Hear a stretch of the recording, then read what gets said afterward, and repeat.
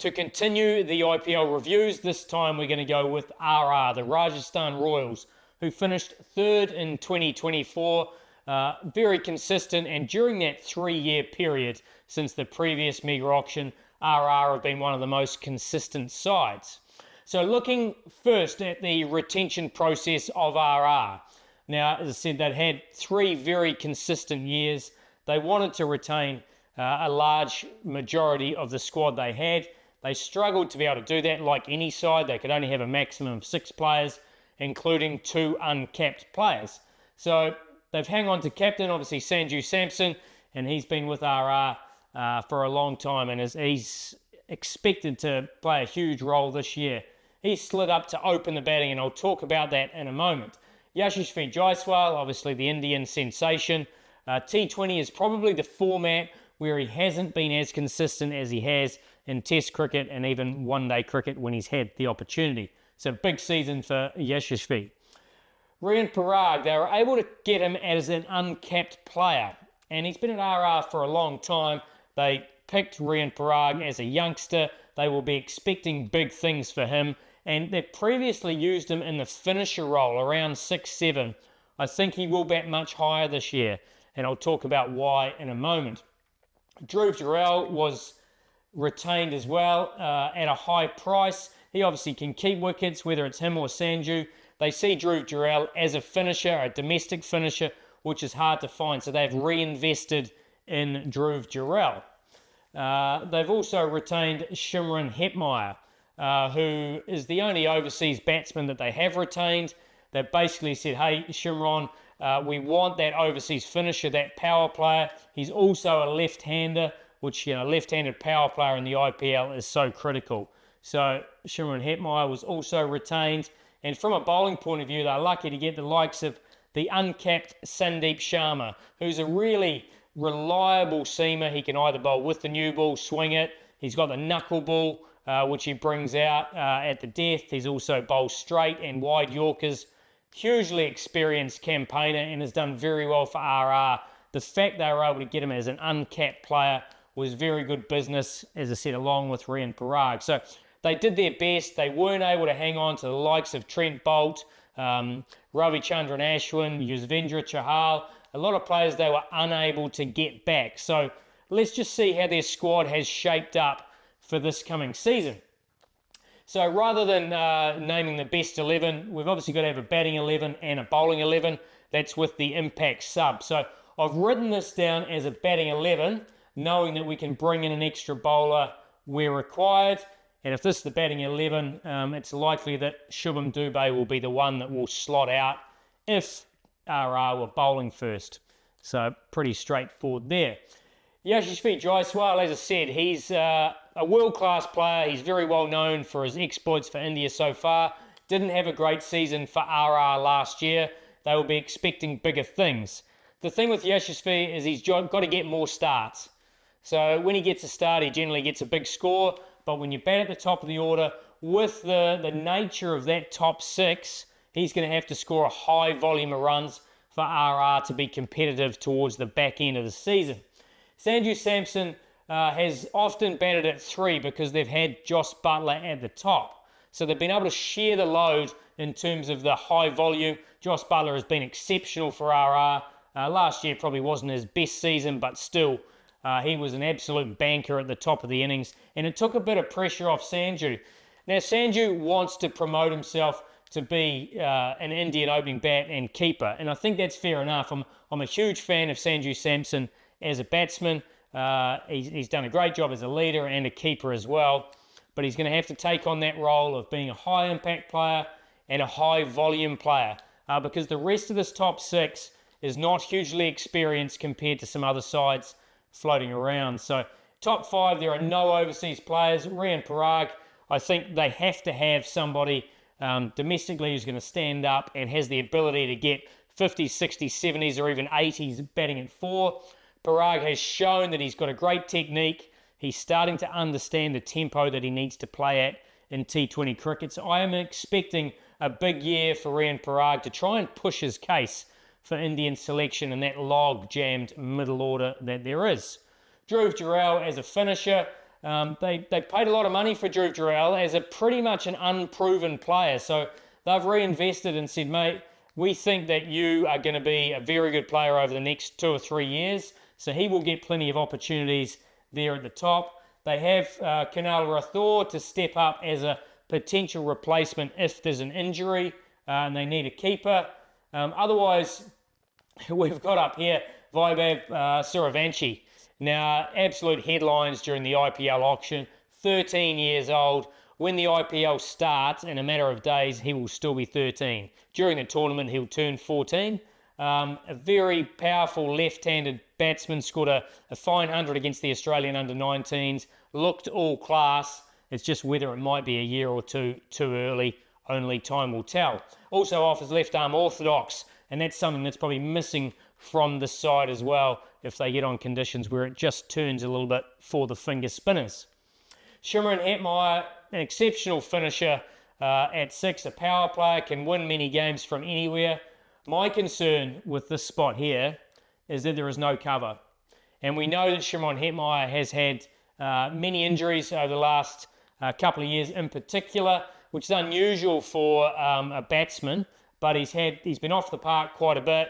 He is a little bit vulnerable from an injury perspective, and the fact that RR have not bought any overseas batting cover at the auction was, for me, a real oversight. They've only bought 6 overseas players. They've got plenty of seamers. They've got plenty of seamers. They bought the 2 overseas spinners, but Shimron Hetmeyer is the only batting cover. So they're really missing the likes of Josh Butler or the ability to bring in either a real high-quality top-order batter, or if Shimron Hetmeyer gets injured, they are in all sorts of trouble from a power point of view at the back end of the innings. Shubham Dubey just played a handful of games, left-hander, powerful player, but still finding his feet. There was a bit of interest for him at the IPL auction. Wanindu Hasaranga, so they're replacing the likes of Yuzvendra Chahal, Ravichandran Ashwin. They've brought in Wanindu Hasaranga, who has to perform that all-rounder role. Now, Hasaranga has done that role in every other format except the IPL. So, international cricket for Sri Lanka, he's often slid up the order to 5 or 6 and been explosive. And franchise tournaments all around the world, they can rely on him to offer them runs. It's a big opportunity for Wanindu this year to step up from a batting point of view and add some glue to that sort of middle, lower order. They might even potentially slot him up because they're a very fine player of spin. So that'll be interesting. The other concern with Wanindu, though, has been around injury. Missed a lot of cricket for Sri Lanka. He's had a variety of leg injuries, and it's a big chance for him to play a full season for RR and make a big impact. Jofra Archer has returned to his home where he made a name for himself, taking early wickets, bowling genuine gas, and he looks like he's getting close to his best. He would look like he was delighted to get back to RR. He's obviously got some relationships that he built there. That's pretty much where he played his best cricket as well and was injury-free a lot of the time at RR. So they will be hoping for a huge season, probably some runs as well from him. The duo of Sri Lankan spinners, Mahesh Theekshana, obviously did exceptionally well for CSK, was used often with the new ball in terms of containing the power play and also picking up key wickets. And then post-power play was useful again, just with that mystery element that he has. And I think with the venues that RR are likely to play at, Guwahati and Jaipur, there will be times where they will definitely play both spinners. And they will use also the off-spin of Rian Parag or Nitesh Rana. So that will be useful from that perspective. Theekshana is an impressive operator in the IPL, and I think that's a good piece of business from RR. They also have the option of, if they're not going to go with the two spinners, they can bring in either Fazal Haq Faruqi, who has been in exceptional form, particularly with the new ball over the last 12 months. Swings the ball both ways at good pace, sort of a short, skiddy bowler, has had limited opportunities in the IPL, but he will be a straight swap for Jofra Archer if he was injured or they wanted to go with an extra seamer instead of Theekshana. Exciting bowler, and they've got a backup of Quinn Mapaka, who's a promising bowler from South Africa. But a bit of a step down from the experienced and proven Fazlhaq Farooqi. I've talked about Sandeep Sharma, multi-skilled, not quick, but very shrewd, able to bowl at all three phases. He will play. And then I think RR have done well from a backup seamer perspective. They got Tushar Deshpande for over 6 crore. Obviously, he performed very well for CSK with the new ball in particular, and was also used at the back end. Bowls a good wide Yorker, bowls a nice slower ball. So he will likely slot in to the bowling 11. They've also got, if they want more of a death specialist, they've got Akash Madhval. And then we would have seen for LSG last year, genuine pace. Yudhvir Singh Charak was very impressive. Bowls close to 150 kilometres an hour when he gets it right. So he will be slotting in there. Whether he might play instead of Sandeep Sharma, if they want to change a different point of attack or bring in an extra pace bowler, they can.